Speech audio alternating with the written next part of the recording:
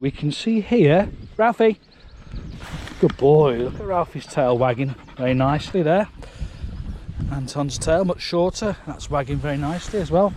And you can see that they're happy there. It's a nice happy emotion, that tail's wagging. And I'm just going to give Anton a little exercise for his nose, and we're joined by Chester, and we look at Chester's tail. Chester's tail's wagging a lot as well. It's just lying down there, so, and there we go, he just wants me to keep the ball for him. So we can see that the tail's wagging nicely there as well, so that's a good indicator of a positive emotional state for Ralphie, Chester and Anton. Now, the tail is a very good indicator of the emotional state of your dog, and so a nice waggy tail like we can see here is a good positive indication.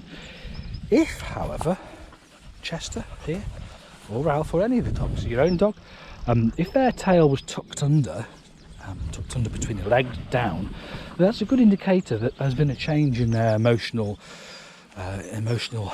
well-being. In fact, it's a really good indicator that they might well be fearful or frightened.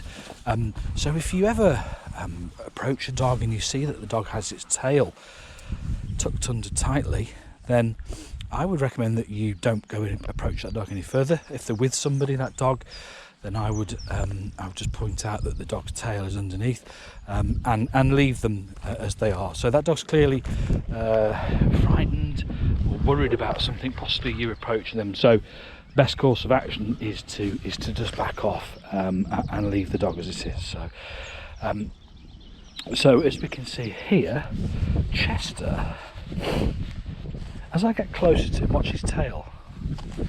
So I'm starting to just manipulate the ball on the floor with my foot, and the tail starts to go faster. That's really interesting. Ralphie's now joined us. Hello, Ralphie.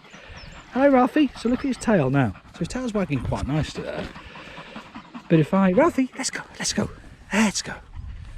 So look at that tail go now. As soon as I start to talk a little bit more, get a little bit more excited, that tail starts going. Then look at Chester here, look. So Chester's tail's just come up. He's wagging nice and gently. What's this, Chesty? What's this?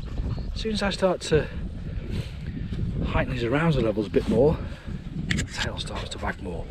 So he's more excited. Fantastic. And there they go, look at those two. Spaniels are well known for having waggy tails, particularly Springers and Cockers. And there they go. So there's just a little introduction to tails. Anton's still wagging his little tail. There we go.